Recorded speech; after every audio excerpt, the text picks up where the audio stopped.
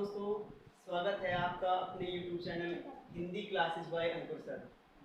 तो आओ बच्चों, अपनी आज हिंदी की पहली क्लास प्रारंभ करते हैं। तो प्यारे बच्चों, हिंदी का अध्ययन हम दो रूपों में करते हैं। पहला करते हैं हम भाषा के रूप में, दूसरा करते हैं हम विषय के रूप में। हिंदी का अध्ययन हम दो रूपों में करते हैं, एक भाषा के रूप में करते हैं और एक विषय के रूप में करते हैं। भाषा में भी आप सबसे पहला प्रश्न है कि भाषा किसे कहते हैं? व्यक्ति द्वारा अपने विचारों या भावों को प्रकट करने का माध्यम भी हमारा क्या कहलाता है? भाषा कहलाता है। कि विचारों या भावों को प्रकट करने के माध्यम को ही भाषा कहा जाता है। क्या बच्चों? कि विचारों या भावों को प्रकट करने का माध्यम ही क्या कहलाता है? भाषा कहा जाता है या भाषा कहलाता है। अब भाषा के भी हमारे तीन प्रकार होते हैं। कितने होते हैं हमारे? भाषा के तीन प्रकार होते हैं। पहला होगा आपका लिखित, मौखिक और तीसरा होगा आपका सांकेतिक। लिखित भाषा की जैसे पहले हम क्या करते हैं, मौखिक भाषा में जानते हैं कि मैं आपको समझा रहा हूं और आप समझ रहे हैं, तो मुख से द्वारा जो बोली जा रही है हमारी भाषा, वही क्या कहलाएगी? हमारी मौखिक भाषा कहलाएगी। और यही भाषा को मैं यदि अपने लिख करके आपको समझाऊं तो वही हमारी क्या कहलाएगी? लिखित भाषा कहलाएगी। अब लिखित और मौखिक आपके से दो मुख्य भाग हो जाते हैं, प्रकार हो जाते हैं। अब तीसरा भाग आता है सांकेतिक। सांकेतिक यानी कि मैं यदि बोलकर भी ना कहूं और लिख कर भी ना कहूं और आपको अपने किसी माध्यम इशारे के द्वारा, किसी चिन्ह के द्वारा कहूं कि जैसे समझे कि मुझे प्यास लगी है और कहता हूं, तो आप समझ जाएंगे कि क्या पानी के लिए कहा जा रहा है। तो सांकेतिक भाषा है, इसका प्रयोग हम अपने इशारों के द्वारा व्यक्त करने का माध्यम कहलाता है। अब प्रश्न बनता है कि भाषा के कितने रूप होते हैं? भाषा के कितने रूप होते हैं? तो भाषा के हमारे कितने होंगे? दो रूप होंगे। एक होगा आपका लिखित, दूसरा होगा आपका कथित। क्या होगा? कथित। एक रूप आपका लिखित होगा और दूसरा क्या रूप होगा? आपका कथित होगा। ठीक है, अब ये तो हो गया हमारा भाषा के रूप में। अब विषय के रूप में कैसे होगा? विषय के रूप में हम इसका अध्ययन कैसे करते हैं? विषय के रूप में जब कई सारे सूत्र और पाठ का संग्रह हो, तब हम क्या करते हैं? इसका हम विषय के रूप में अध्ययन करते हैं। जैसे संधि के होते हैं, सबसे पहले हम क्या पढ़ते हैं? संधि। तो संधि के भी कुछ क्या होते हैं? सूत्र होते हैं। जैसे ए और ए को प्लस करते हैं तो क्या होता है? आपका आ होता है। तो इस प्रकार क्या होगा? इसमें कई सारे सूत्र होंगे और आपके पाठों का संग्रह ही क्या कहलाएगा? आपका विषय कहलाएगा। समझे बच्चों कि हमारे क्या हुआ कि भाषा हिंदी को हम दो रूप में पढ़ते हैं, एक भाषा के और एक विषय के रूप में। भाषा के रूप में हम इसके तीन प्रकार पढ़ते हैं, लिखित, मौखिक और सांकेतिक। फिर हमें एक प्रश्न बनता है कि आपका भाषा के कितने रूप होते हैं? तो भाषा के दो रूप होते हैं, लिखित और कथित।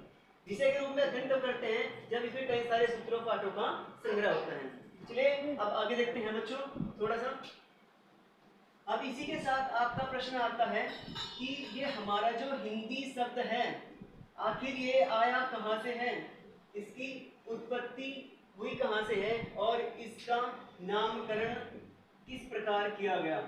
हिंदी का नामकरण किस प्रकार किया गया? तो प्यारे बच्चों, आप जैसे जानते हैं कि जैसे क्या है हिंदी, हिंद, हिंदुस्तान,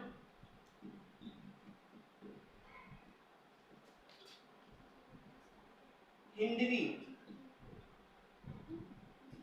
हिंदवी ये किस भाषा के शब्द हैं? ये किस भाषा के शब्द हैं? तो प्यारे बच्चों बताना चाहूंगा आपको कि ये हिंदी, हिंद, हिंदुस्तान और हिंदवी किस भाषा से निकल कर आए हैं और इनका उत्पत्ति कहाँ से हुई है। तो प्यारे बच्चों आपको पता है कि आपके हमारे जो भारत है, हमारे यहाँ पर क्या है, इधर पश्चिम में पाकिस्तान है और पाकिस्तान के ठीक पिछली तरफ आपके अफगानिस्तान है और अफगानिस्तान के बाद क्या आपका ईरान है। यहाँ पर क्या है, ईरान देश है। तो ये आपको पता ही है कि हमारा देश भारत सोने की चिड़िया और विश्व गुरु के नाम से प्रसिद्ध था। जिसको भी पता लगता कि यहाँ पर एक हिंदुस्तान जगह है, भारत एक जगह है, तो उसके बारे में सभी को जानने की लालच की इच्छा होती है। तो इसी प्रकार ईरान के जो सम्राट थे नौसेरा जी, कौन थे? नौसेरा जी। नौसेरा जी, उनके मन में भी इच्छा हुई और उन्हें भारत के बारे में पता चला कि भारत क्या है, एक चिड़िया, सोने की चिड़िया है और विश्व गुरु बन करके सारे विश्व का मार्गदर्शन कर रहा है। तो क्या हुआ कि इनकी भी इच्छा हुई कि क्यों न हम भी भारत को देखा जाए, भारत को देखने के लिए चला जाए। तो जैसे ही ये बात है आपकी 9वीं शताब्दी, इसके लगभग 9वीं शताब्दी के आसपास की आपकी बात है कि जब नौसेरा जी ने भारत के लिए प्रस्थान किया तो सर्वप्रथम उन्हें यहाँ पर किसका दर्शन हुए? सबसे पहले सिंध प्रांत के, किसके हुए? सिंध प्रांत के सर्वप्रथम उन्हें दर्शन हुए। उनका आगमन जब भारत में हुआ तो सबसे पहले किस स्थान पर हुआ? सिंध प्रांत पर हुआ। किस प्रांत में हुआ? सिंध प्रांत में। सिंध प्रांत में हुआ तो ईरानियों की जो भाषा थी, उनकी भाषा में से को क्या कहा जाता था? है कहा जाता था। क्या कहा जाता था? है। से का उच्चारण किस रूप में करते थे? है के। जैसे हम लिखते हैं, क्या लिखते हैं? हम असुर लिखते हैं, तो वो क्या लिखेंगे? इसको अबुर लिखेंगे। क्या लिखेंगे? अबुर कहेंगे या उसे अबुर लिखेंगे। तो यही बात है कि इन्होंने सिंध को क्या कहा होगा?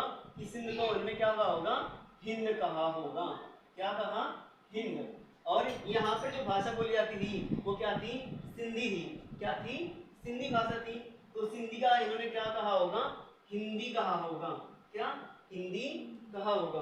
तो यही कहा होगा का हिंद हुआ, हिंदी हुआ और सिंधुस्तान यानी कि सिंधुओं का रहने का स्थान ही क्या कहलाया था? सिंधुस्तान। और सिंधुस्तान का क्या हुआ आपका? हिंदुस्तान। ये बात हुई आपके किसकी? हिंदी, हिंद और हिंदुस्तान। हिंदवी शब्द का सर्वप्रथम प्रयोग, अब क्या कहते हैं? हिंदवी शब्द का सर्वप्रथम प्रयोग किसके द्वारा किया गया? अमीर खुसरो की एक रचना है। अमीर खुसरो की एक रचना है, उसका नाम क्या है भाई बच्चों? खालिक बारी। क्या है? खालिक बारी। खालिक बारी में हिंदवी शब्द का सर्वप्रथम प्रयोग किया गया था। तो प्यारे बच्चों समझ गए आप कि हिंदी, हिंद और हिंदुस्तान और हिंदवी शब्द की उत्पत्ति कहाँ से और किस प्रकार हुई है। चलो बच्चों थोड़ा आगे देखते हैं अब। तो प्यारे बच्चों सबसे पहले देखते हैं कि इसका हिंदी शब्द का प्रयोग किस पवित्र ग्रंथ में या किस प्राचीन ग्रंथ में मिलता है। हिंदी शब्द का, हिंदी शब्द का सर्वप्रथम प्रयोग किस प्रयोग, हिंदी शब्द का प्रयोग सर्वप्रथम किस प्राचीन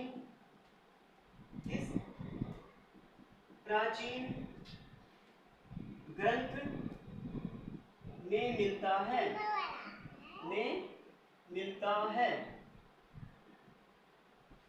किस प्राचीन ग्रंथ में मिलता है। तो सभी को जानते हैं कि सबसे प्राचीन ग्रंथ हमारे हिसाब से क्या मानते हैं? ऋग्वेद को मृत मानते हैं। क्या है? ऋग्वेद को। परंतु यह इसका आंसर है ऋग्वेद नहीं होगा। और हम में से आप लोगों में से क्या करते हैं कि हम ऋग्वेद को ही आंसर लगाते हैं और आकर के अपने नंबर भी हम जोड़ लेते हैं, परंतु वह बिल्कुल ही गलत होता है। तो हिंदी शब्द का सर्वप्रथम प्रयोग जो प्राचीन ग्रंथ था जैद अवेस्ता। क्या? जैद अवेस्ता। जैद अवेस्ता में सर्वप्रथम हिंदी शब्द का प्रयोग मिलता है। तो अब प्रश्न बच्चे आता है कि जैद अवेस्ता किनका पवित्र ग्रंथ है? जैद अवेस्ता किनका पवित्र ग्रंथ है? तो प्यारे बच्चों आपको बता देते हैं कि जैद अवेस्ता ईरानियों का यानी फारसियों का एक पवित्र ग्रंथ है। किनका है? पारसी धर्म का, पारसी धर्म का एक, पारसी धर्म का एक क्या है? पवित्र ग्रंथ है। और इस ग्रंथ में ही सबसे पहले किसका प्रयोग मिलता है? हिंदी शब्द का प्रयोग मिलता है। तो प्यारे बच्चों, पारसी धर्म है। और दूसरा बताते हैं कि हिंदवी शब्द का प्रयोग, अभी जैसे मैंने अभी कुछ समय पहले आपको बताया था कि हिंदवी शब्द का प्रयोग, हिंदवी शब्द का प्रयोग 30 बार किस रचना में या किसकी रचना में मिलता है? किसकी रचना में मिलता है?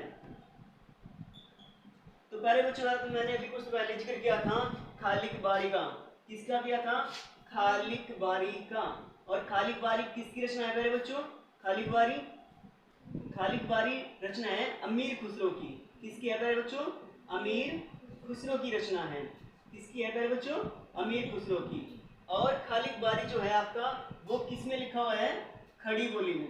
किसमें लिखा गया है आपका? खड़ी बोली में लिखा गया है। किसमें लिखा गया है पहले बच्चों? खड़ी बोली में। तो बात क्लियर हुई आपकी कि हिंदी शब्द का सर्वप्रथम प्रयोग, हिंदी शब्द का प्रयोग सर्वप्रथम किस प्राचीन ग्रंथ में मिलता है? तो इसका उत्तर है आपका जैद अवेस्ता में। और जैद अवेस्ता किसका प्राचीन ग्रंथ है या धार्मिक ग्रंथ है? तो जैद अवेस्ता आपका पारसी धर्म का एक पवित्र ग्रंथ है। दूसरा प्रश्न था आपका कि हिंदवी शब्द का प्रयोग 30 बार किस रचना में या किसकी रचना में मिलता है? तो हिंदवी शब्द का प्रयोग 30 बार खालिक बारी जो अमीर खुसरो की रचना है उसमें 30 बार प्रयोग मिलता है।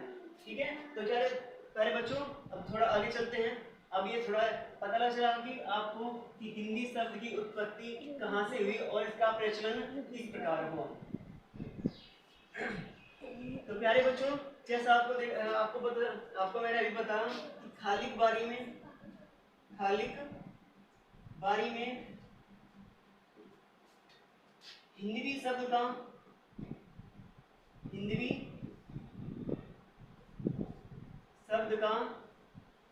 कितनी बार प्रयोग मिलता है? आपका 30 बार प्रयोग मिलता है। 30 बार प्रयोग मिलता है।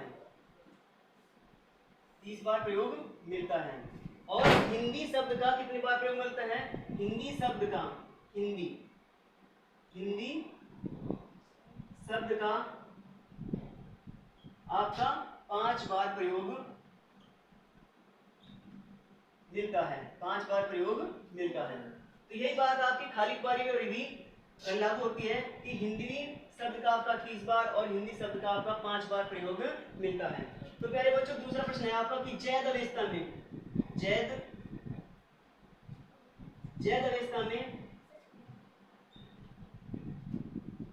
हिंदी शब्द का